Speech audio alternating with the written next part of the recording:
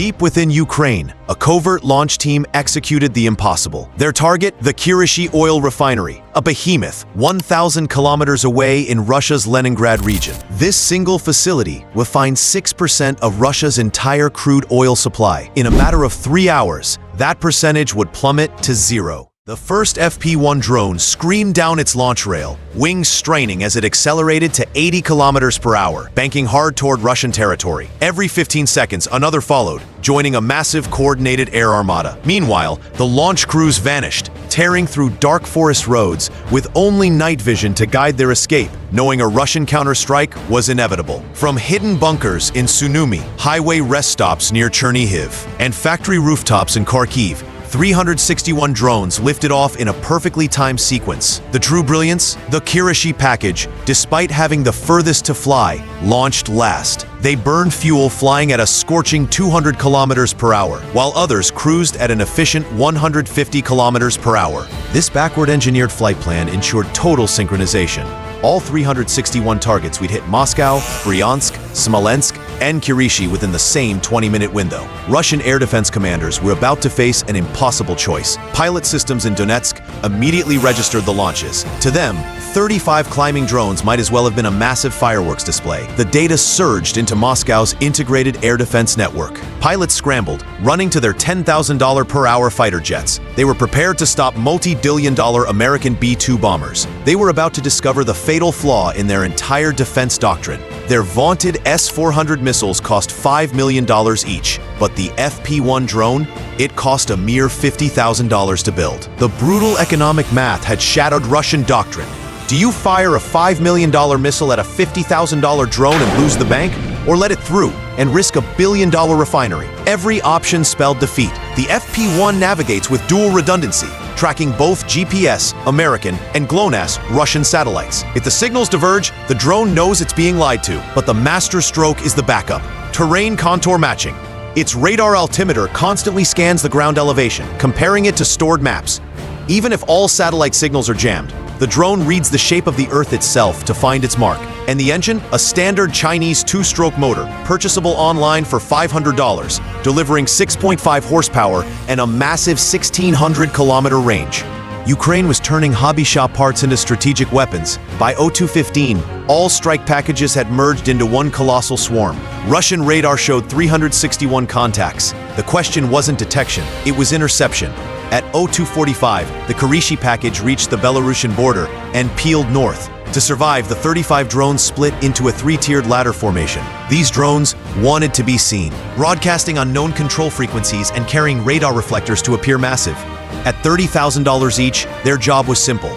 Go out first and save the mission. Carrying real or dummy warheads, their role was to take incoming fire from tactical systems like Buk and Tor, forcing the Russians to empty their ammunition reserves. They dove, disappearing into what radar operators call ground clutter. At 50 meters, physics itself protected them. The Earth's curvature helped them vanish from ground radar beyond 30 kilometers. Belarusian MiG-31 interceptors scrambled, equipped with powerful Zasalon M radars designed for B-52 bombers, but that power was their weakness. Searching for tiny drones at treetop level is like using a sniper scope to swat mosquitoes.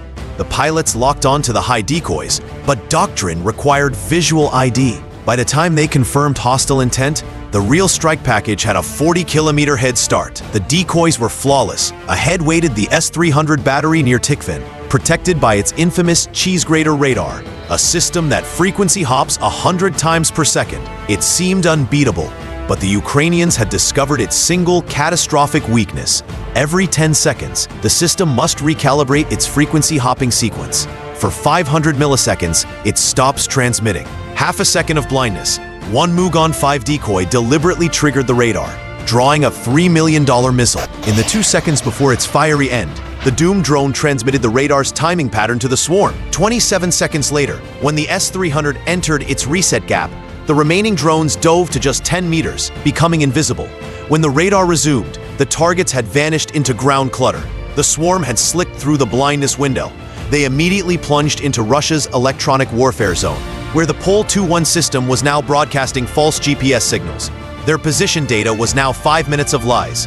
The drones seamlessly switched to backup, magnetic heading combined with a revolutionary method counting power line crossings. Each major transmission line along the Moscow-Petersburg energy corridor became a non-spoofable waypoint. In the 2 seconds before its fiery end, the doomed drone transmitted the radar's timing pattern to the swarm. 27 seconds later, when the S-300 entered its reset gap, the remaining drones dove to just 10 meters, becoming invisible. When the radar resumed, the targets had vanished into ground clutter. The swarm had slipped through the blindness window.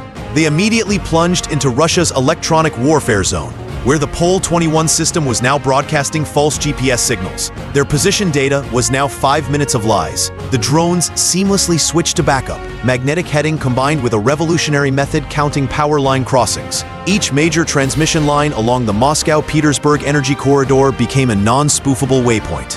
The Pantsir switched to their 30mm cannons, but the drones were programmed to make random altitude changes every 2 seconds, foiling the computer's predictive targeting.